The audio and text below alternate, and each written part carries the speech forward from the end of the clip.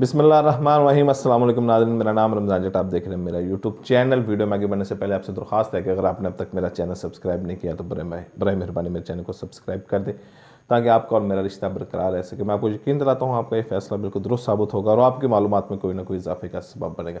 पाकिस्तान की सियासत में दिन ब दिन गर्मी बढ़ती जा रही है, दर्जा हरारत बढ़ता जा रहा है। अब बात धमकियों, तड़ियों और लड़ाई झगड़े और दंगा मुश्ती तक पहुंच चुकी है। जिस तरह सिंध हाउस पर हमला किया गया, उसके बाद आज बड़ी एक प्रेस कॉन्फ्रेंस की गई पीडीएम की तरफ से। मौलाना फजलुर रहमान, शहबाज शरीफ और बिलावल भुट्टो ने एक प्रेस कॉन्फ्रेंस की जिसमें बिलावल भुट्टो ने धमकी लगा दी कि अगर ये इजलास 21 तारीख को ना बुलाया गया तो फिर हम देखते हैं कि ओआईसी कैसे होती है। इसकी तमाम तफसीलात मैं आपको आगाह करूँगा। उसके बाद 63A के लिए पीर को जो पीटीए की हुकूमत है, वक्त हुकूमत है, ये सुप्रीम कोर्ट में जा रही है। इस वाले से भी आपको आगाह करूँगा कि वो कौन सी प्ली लेने जा रही है या कौन से कानून की तशरीह करने जा रही है। बिलावल भुट्टो ने आज प्रेस कॉन्फ्रेंस में एक बात की कि हम देखते हैं कि अगर आपने 21 तारीख को इजलास नहीं बुलाया, क्योंकि हुकूमत चाह रही थी कि हम इजलास ओआईसी के ओआईसी होने के बाद 25 तारीख को 25 मार्च को इजलास बताएं, लेकिन पीडीएम इस बात पर बाजिद थी कि इसको 21 तारीख को कौमी असम्बली का इजलास बुलाया जाए, क्योंकि उससे पहले 23 मार्च को उन्होंने लॉन्ग मार्च करना था, लेकिन ओआईसी की वजह से लॉन्ग मार्च को आगे कर दिया गया था। तो अपोजिशन चाहती थी कि ये जो है 21 तारीख को इजलास बुलाया जाए, उसके बाद जो ये ओआईसी 30 तारीख को हो जाए तो 24-25 तारीख को वो अपना लॉन्ग मार्च करें। 27 तारीख को इमरान खान साहब ने डी चौक जलसे में 10 लाख अफराद लाने का ऐलान किया हुआ है। 28 तारीख को तरीके अदम एतमाद पेश की जाए। इससे पहले जो स्पीकर है उनका कहना था कि मैं इजलास बुलाकर गैर मुअय्यना मुद्दत के लिए इसको मुलतवी कर सकता हूँ, लेकिन हुकूमत ने इस पर फैसला किया था कि वो 25 तारीख को इजलास बुला लेगी। लेकिन आज बिलावल भुट्टो ने एक धमकी भी दी है, एक तड़ी भी दी, और उसके बाद उन्होंने खुद ही उन्होंने क्या जवाब दिया वो भी मैं आपको इस वीडियो में बताता हूं।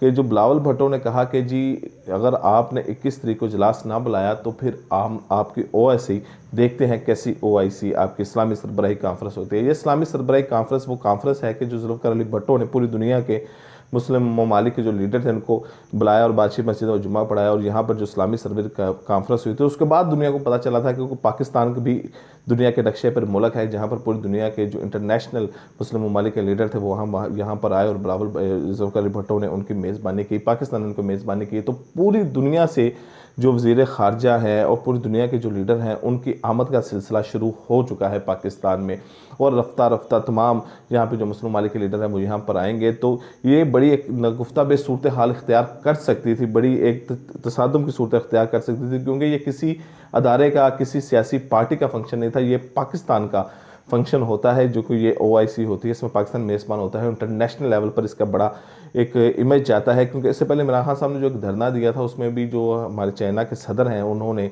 अपना दौरा मुलतवी कर दिया था, जिसकी वजह से पाकिस्तान को काफ़ी नुकसान पहुंचा था और जगह सही भी हुई थी और पाकिस्तान के ऊपर काफ़ी उंगलियां भी उठी थी।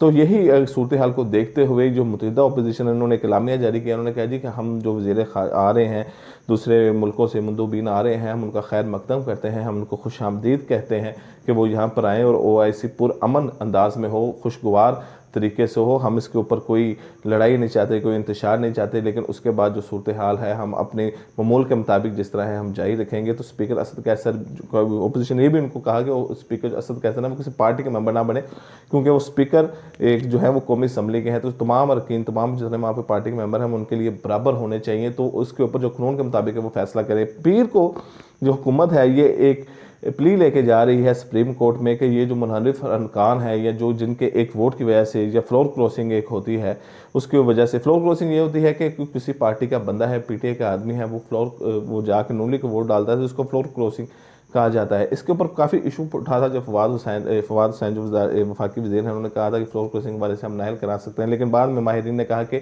आप किसी को वोट डालने पर या इसकी नीयत है तो उसके हवाले से आप उसको डिस्क्वालीफाई नहीं कर सकते। अब इस हवाले से गवर्नमेंट जो जारी है सुप्रीम कोर्ट में कि इसकी तशरीह हो कि ये एक बड़ा अहम वोट होता है और इस अहम वोट की वजह से किसी की सीट चली जाती है तो वो डिस्क्वालिफिकेशन होती है। तो डिस्क्वालिफिकेशन की मुद्दत बयान की जाएगी, वो कितनी मुद्दत होती है, वो 1 साल होती है, वो ताहयात होती है, 5 साल होती है, 10 साल होती है। तो इसकी एक तशरीह करनी चाहिए, क्योंकि ये वोट बड़ा अहम है। 63A इसको कहा जाता है कि बड़ा अहम है कि इसकी वजह से जब ये वोट डालेंगे, मुनहरिफ फनकार वोट डालेंगे तो इससे एक वज़ीर-ए-आज़म जा सकता है, जिससे पूरी हुकूमत गिर सकती है। तो इसके जो डिस्क्वालिफिकेशन है उसकी तशरीह भी होनी चाहिए कि वो ये जो अरकान है उनको सज़ा मिलती है तो वो कितनी सज़ा मिलनी चाहिए। 63A के हवाले से, यानी कि ये 62-63 के हवाले से पाकिस्तान में पहले भी एक गूंज उठती रही है। जब नवाज शरीफ को नाअहल किया गया था तो 62-63 की एक प्ली ली गई थी, तो अब फिर वही एक आ रहा है 62-63 के हवाले से, 63A के हवाले से, कि उसमें तशरीह होगी कि जो इसमें डिस्क्वालिफिकेशन होती है या कोई ऐसा सादक अमीन नहीं होता या किसी झूठ बोलता है या बददयानती करता है या बद अखलाकी करता है तो उसको सज़ा कितनी मिलनी चाहिए। भारत सुप्रीम कोर्ट में भी आज जो सिंध हाउस पर हमला हुआ था उसकी गूंज सुनाई गई थी, तो सुप्रीम कोर्ट ने इस पर जो अरकीन थे उनको रिहा तो हो गए हैं, पीटी के अरकीन, MN को पहले जब हमले के बाद वहाँ बिशमाज के लिए तो वहाँ से रिहा करा लिया गया था। तो सुप्रीम कोर्ट ने कहा कि ये सारा मामला हमारा, इसमें कोई अमल दखल नहीं है। सुप्रीम कोर्ट ने कहा कि हम इस मामले में न्यूट्रल हैं। दूसरे अल्फाज में कहना था कि इस हमारा ये सियासी जमातों का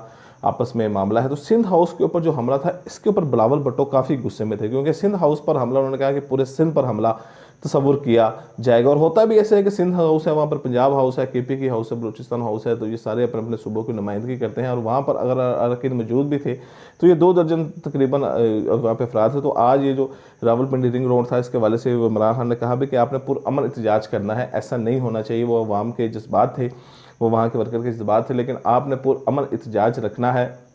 ये जितने अरकान गए हैं ये सारे अरकान वापस आ जाएंगे। और ये खबरें आ रही थी कि 3 अरकान ने वापसी पर कहा है कि जी हम वापस चले जाते हैं, लेकिन हमें कुछ सज़ा ना दी जाए, हमें माफ़ी दी जाए, हमारे खिलाफ कोई कार्रवाई ना की जाए। तो इमरान खान ने कहना था कि जब जैसे जैसे तरीके एतमाद करीब आएगी तो ये उसको वापस चलेंगे। बहरहाल OIC के वजह से जो बिलावल भुट्टो ने एक बयान दिया था उसके बाद काफ़ी बेचैनी पाई जा रही थी कि अगर OIC रुकेगी तो पाकिस्तान को नुकसान होगा, बाकी सियासत तो आनी जाती चीज़ होती है।